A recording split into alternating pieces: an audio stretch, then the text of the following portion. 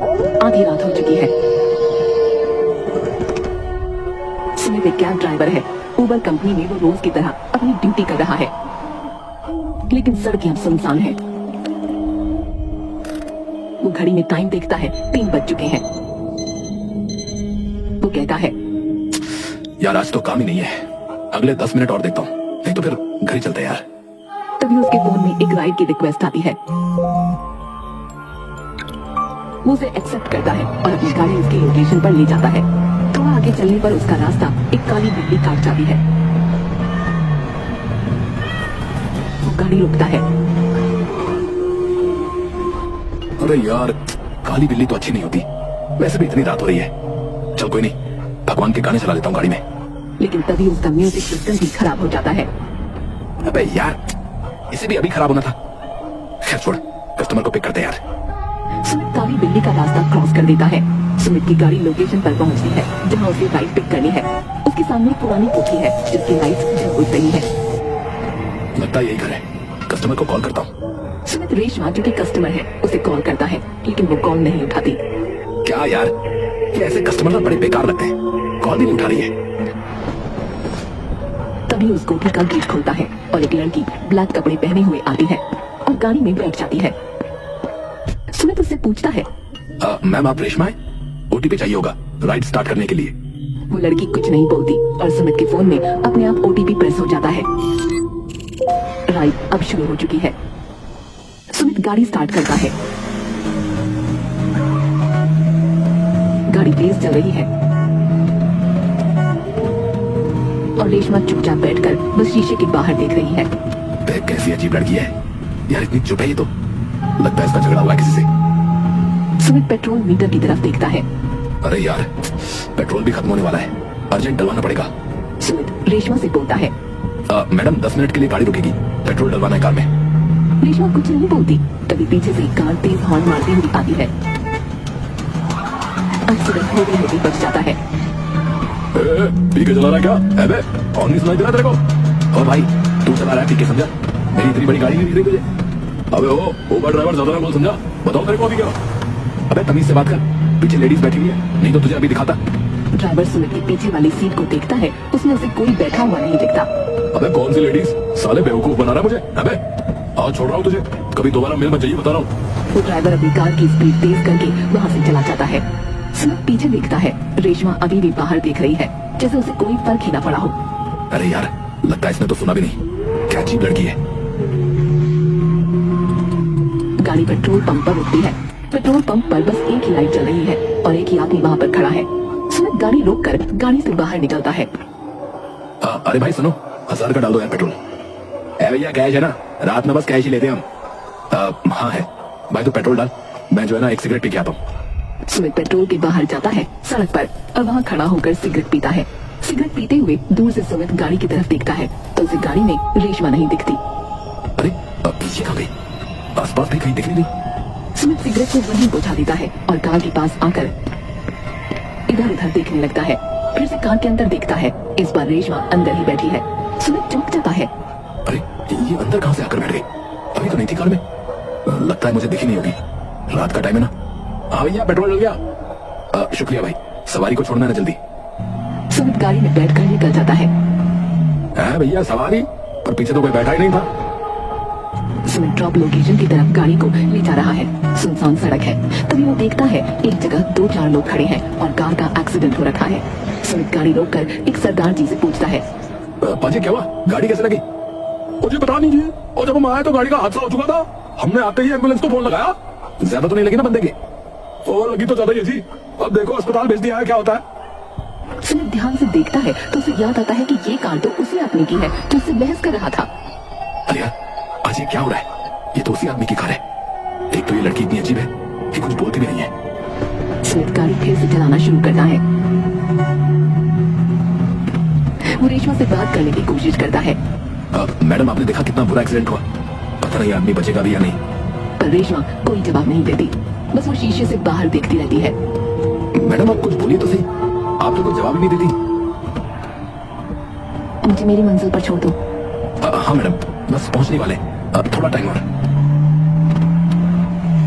पागल ही लग रही मुझे तो ये। और लगता है इसे बहुत घमंड है अपने पहनावे का। वैसे भी पैसे वाली लग रही है। सुमित अब एक सुनसान सड़क पर आ गया है। दोनों तरफ जंगल है और एक रोड जिस पर गाड़ी चल रही है। रेशमा की ड्रॉप लोकेशन यहीं खत्म हो गई। मैडम आपकी ड्रॉप लोकेशन यही है। रेशमा बिना कुछ कहे गाड़ी से उतर जाती है और एक साइड पर खड़ी हो जाती है, मानो वो किसी का इंतजार कर रही हो। सुमित अपनी ऐप पर देखता है रेशमा की पेमेंट हो गई है। मैडम ये जंगल सेफ नहीं है, यहाँ अकेला खड़ा होना खतरे से खाली नहीं है। अगर आप किसी का वेट कर रही है तो मैं गाड़ी साइड में लगा लेता हूँ, आप अंदर बैठ जाइए। रेशमा कोई जवाब नहीं देती। वो दूसरी तरफ देखती रहती है जैसे कोई आने वाला हो। अबे छोड़ जाने दे यार इसे, पागल लग रही है ये। सुमित गाड़ी ऑन करके वहां से निकल जाता है।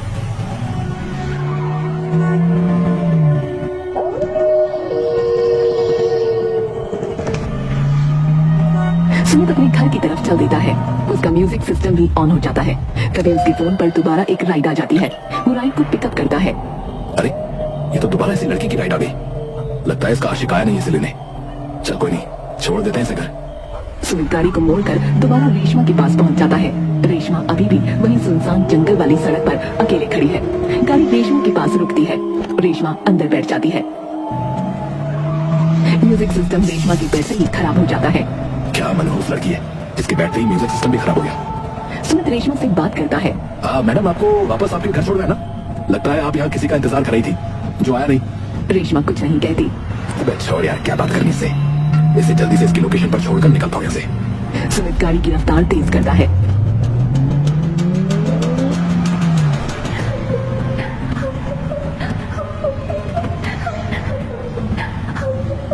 मैंने तुम्हारे लिए क्या क्या नहीं किया और तुम ऐसे कैसे मेरे साथ ही कर सकते हो? कुछ तो मेरे बारे में सोचो। तुम्हारे बिना मेरा क्या होगा?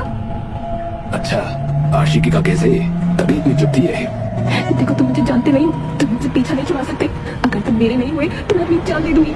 सुमित ये सुनते ही डर जाता है। अबे ये क्या बात कर रही है? कहीं ये मर गई तो मेरे सर ना हो जाए। मैं करके दिखाऊंगी, देखना तुम। रेशमा का फोन कट हो जाता है।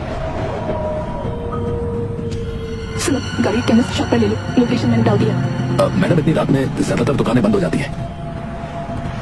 गाड़ी को लोकेशन पर ले चलो। सुमित फ्रंट मिरर में रेशमा की आंखें देखता है और डर जाता है। ठीक है मैडम, मैं ले चलता हूँ, आप गुस्सा मत होइए। गाड़ी अब केमिस्ट शॉप पर रुकती है जो शॉप बंद है। देखा मैडम, शॉप बंद है, मैंने कहा था ना आपको। सुमित मुड़कर देखता है तो पहले ही रेशमा गाड़ी से बाहर निकल गई है और वो शॉप की तरफ मुंह करके खड़ी हुई है। अबे यार, ये तो पागल लग रही है। जल्दी से छूटे ये बड़ा अपने सर से यार। रेशमा बस बंद केमिस्ट शॉप की तरफ देखी जा रही है और वो फोन पर कुछ बोले जा रही है। रेशमा गुस्से में फोन पर, देखो मैं आखिरी बात बता रही हूँ तुम्हें, मैं मर जाऊंगी और तुम्हें फंसा दूंगी। अगर तुम्हें बचना है तो जैसा मैं चाहती हूँ वैसा करो।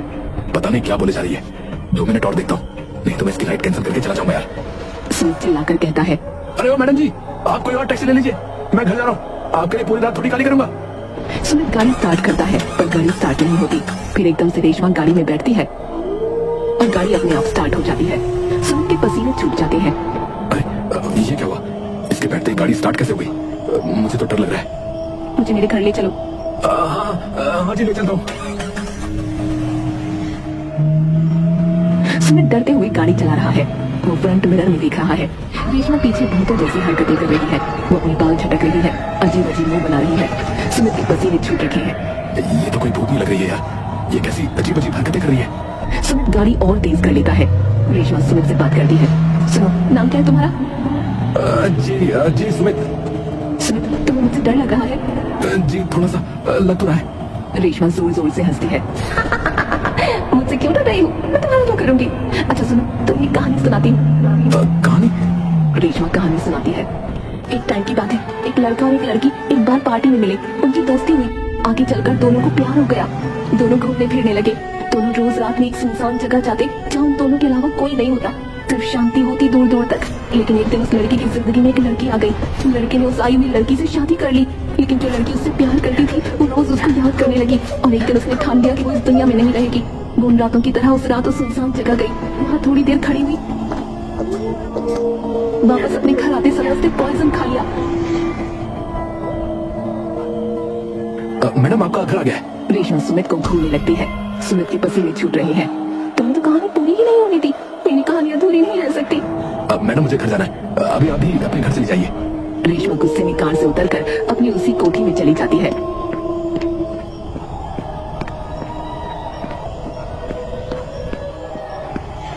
सुमित जल्दी से गाड़ी स्टार्ट करता है और वहां से निकलता है, लेकिन थोड़ी ही दूर पर उसे एक गार्ड रोक लेता है। हाँ भाई रुको भाई रुको, अरे कहाँ भागे जा रहे हो भाई? अरे भाई सवारी छोड़ी थी मगर कहाँ? सुमित रेशमा के घर की तरफ इशारा करता है। रेशमा के घर पर? अरे भाई उसमें रहने वाली लड़की मर चुकी है, उसने सुसाइड किया था और वो घर तो कब से बंद पड़ा है। अरे भाई क्या बोल रहे हो? अरे अभी छोड़ा उसने नहीं यार वहां पर।